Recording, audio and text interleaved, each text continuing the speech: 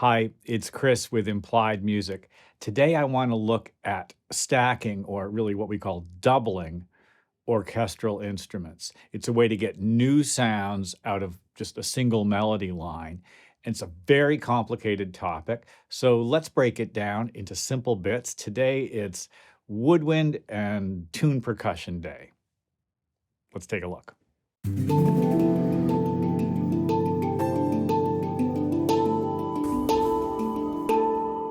So when I was in school, we had a couple of orchestration books.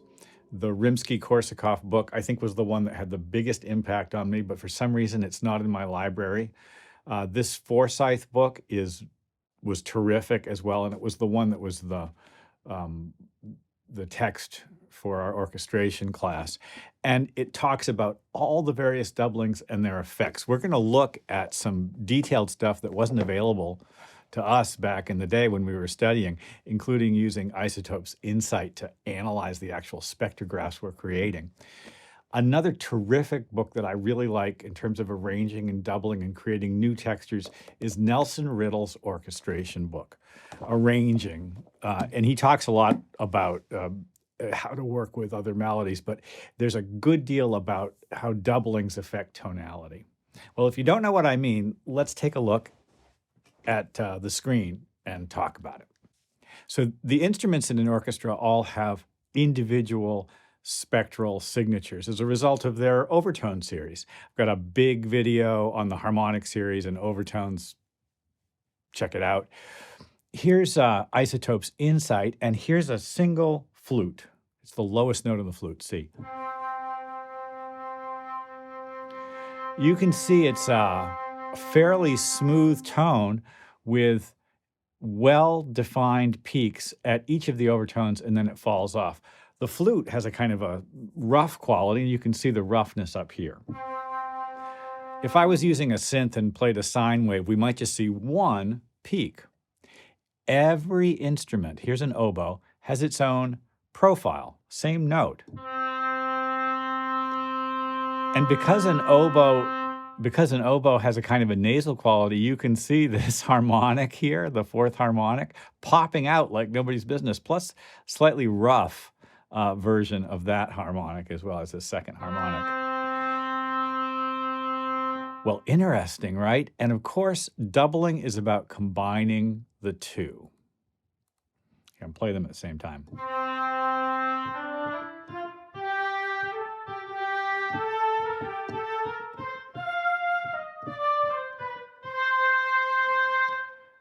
Different textures as a result of the two spectrographs, so the two spectral signatures combining. Well, that is, in a way, the essence of arranging.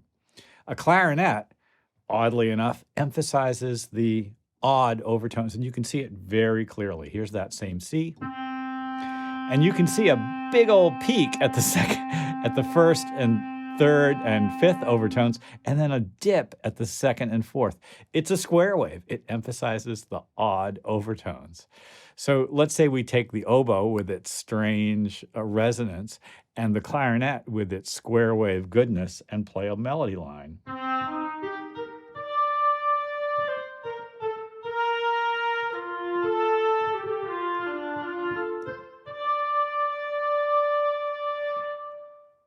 It's like additive synthesis, isn't it?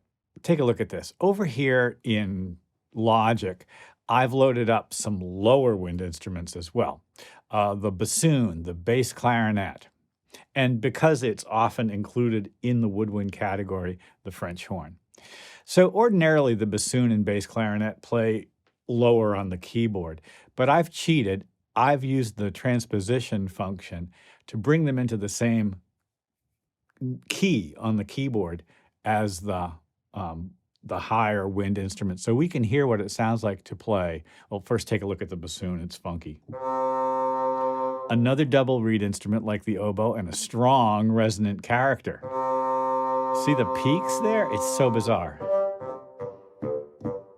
It's a comedic instrument. Well, what if we double, say, bassoon and oboe? We'll get double jocular goodness. It's in octaves. Do you hear it? Orchestrators of the late 19th century and early 20th centuries were fond of using the bassoon in its altissimo register for what they would think of as exotic effects.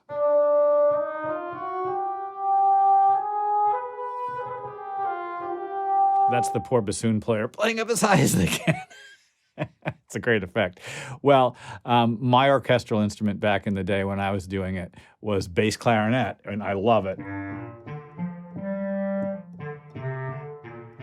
You probably know that sound from Peter and the Wolf, right? Let's double bass clarinet with flute for a really lovely sound.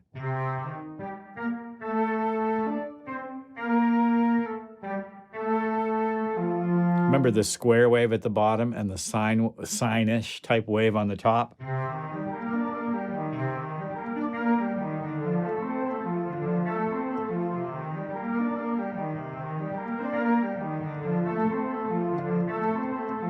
I love that sound. And now over here we have those sharp sounding tuned percussion instruments. And for the orchestra, things like glockenspiel or xylophone, marimba, harp, because it also stands to sort of emphasize things.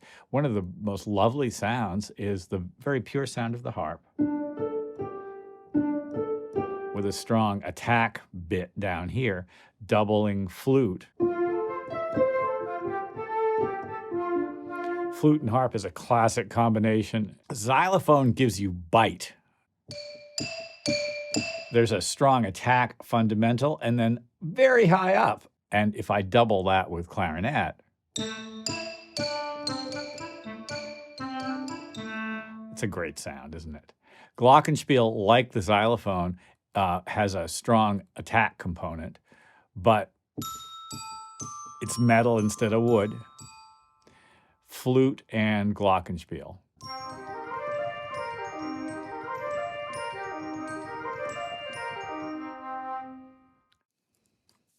Doublings give us a way to create new instruments, basically. We're changing the spectral signature of the sound. Orchestral arrangers talk about the melodic device. The device is the set of instruments that's playing the melody at any given time. And of course, in an orchestra, that may very often be the strings. We'll look at some string doublings later. But for the time being, I think really the most fun, and that's why I wanted to look at it first, is the way the woodwind instruments work together.